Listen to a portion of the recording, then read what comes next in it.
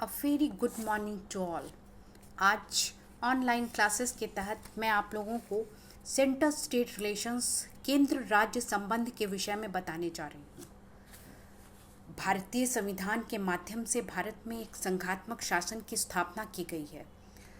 भारतीय संघ के संघात्मक स्वरूप के विषय में बोलते हुए संविधान सभा में डॉक्टर अंबेडकर ने कहा था कि भारतीय संविधान एक द्वैत शासन की स्थापना करता है, जिसके केंद्र में संघ सरकार और उसके चारों ओर परिधि में राज्य सरकारें हैं। संविधान के द्वारा प्रत्येक पृथक पृथक क्षेत्रों में प्रभुसत्ता प्राप्त है। संघ और राज्य दोनों का निर्माण संविधान के द्वारा हुआ है। दोनों को संविधान से अपनी शक्ति प्राप्त है। अपने क्षेत्र में कोई दूसरे के अधीन नहीं है। दोनों की सत्ता में परस्पर समन्वय है। इस प्रकार भारत में संघ और राज्य दोनों सरकारों का पृथक पृथक अस्तित्व है। दोनों अपनी शक्तियां संविधान से प्राप्त करते हैं। संघ और राज्य दोनों अपने अपने क्षेत्र में एक दूसरे से स्वतंत्र हैं। संघवाद की सफलता के लिए यह आवश्यक भी है कि संघ और राज्य दोनों में आपसी सहयोग हो।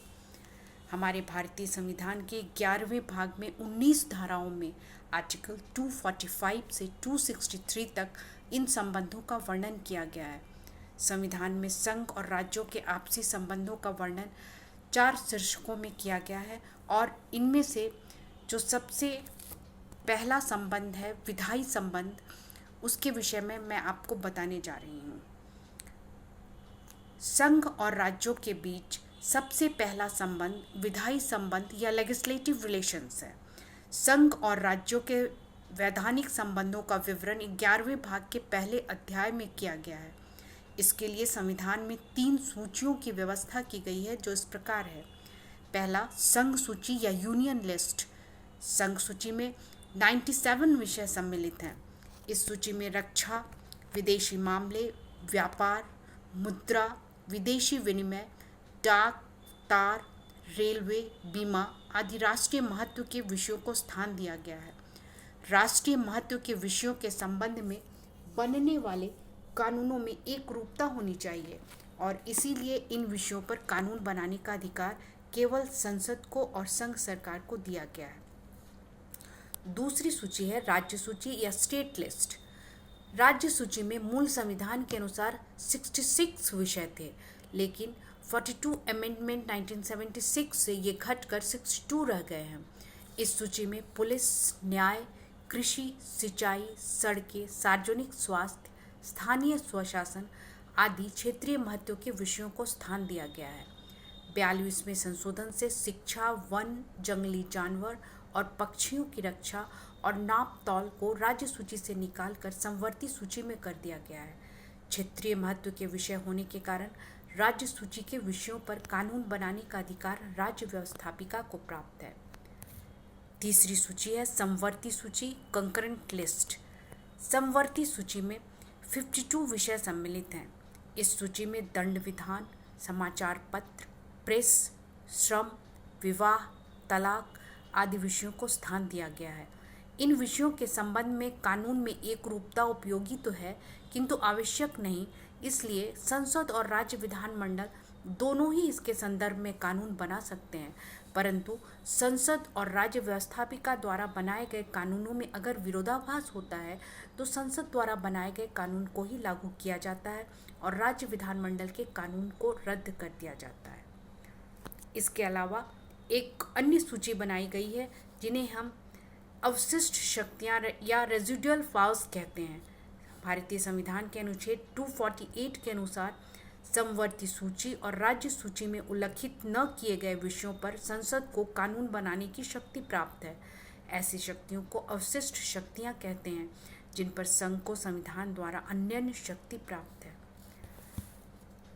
ऐसा भी होता है कि राष्ट्रीय हित में राज्य सूची के विषयों पर संसद को कानून बनाने की शक्ति दी जाती है। ऐसे समय में या ऐसा समय कब आता है, यह हम इन दशाओं में देख सकते हैं। सबसे पहली बात या सबसे पहली दशा यह है कि अगर कोई विषय राष्ट्रीय हित का हो। हमारे भारतीय संविधान के आर्टिकल 249 के अनुसार यदि राज्यसभा उपस्थित और मतदान करने वाले सदस्यों के 2/3 मेजोरिटी से यह प्रस्ताव पास कर दे कि राज्य सूची में कोई विषय राष्ट्रीय महत्व का है तो संसद उस विषय पर कानून बनाने का अधिकार रखती है। ऐसे कानून की अवधि अधिक से अधिक 2 वर्ष हो सकती है। दूसरी अवस्था आपातकाल में आती है। भारतीय संविधान के अनुच्छेद 250 के अनुसार आपातकाल की उद्घोषणा की स्थिति में संसद को राज्य सूची के किसी भी विषय पर कानून बनाने की शक्ति है। ऐसा कानून आपातकाल उद्घोषणा की समाप्ति के 6 महीने बाद तक लागू रह सकता है। तीसरी स्थिति राज्यों द्वारा इच्छा प्रकट करने पर आती है।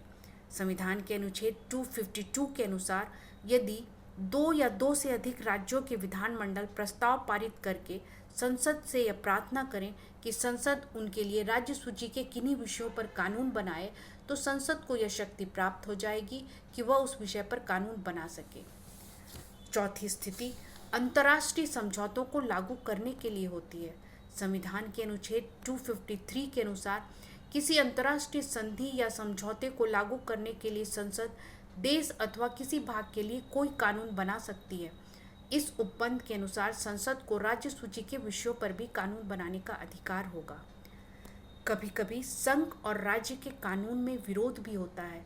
भारतीय संविधान के आर्टिकल 254 के अनुसार विधि निर्माण के क्षेत्र में संसद को राज्यों पर महत्ता प्रदान की गई है।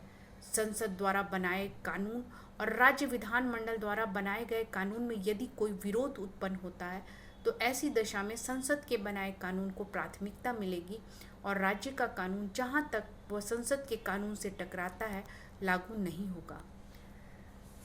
राज्यों में संवैधानिक व्यवस्था भंग होने पर हमारे भारतीय संविधान के अनुच्छेद 356 के अनुसार यदि किसी राज्य में संवैधानिक संकट उत्पन्न हो जाए या संवैधानिक तंत्र विफल हो जाए तो राष्ट्रपति राज्य विधानमंडल के सभी अधिकार भारतीय संसद को प्रदान कर सकता है। कुछ विधेयकों को प्रस्तावित करने के लिए कभी कभी केंद्र का अनुमोदन भी आवश्यक होता है। अनुच्छेद 30 ख के अनुसार कुछ विधेयक ऐसे होते हैं जिनके राज्य विधानमंडल में प्रस्तावित किए जाने के पूर्व राष्ट्रपति की पूर्व स्वीकृति आवश्यक होती है।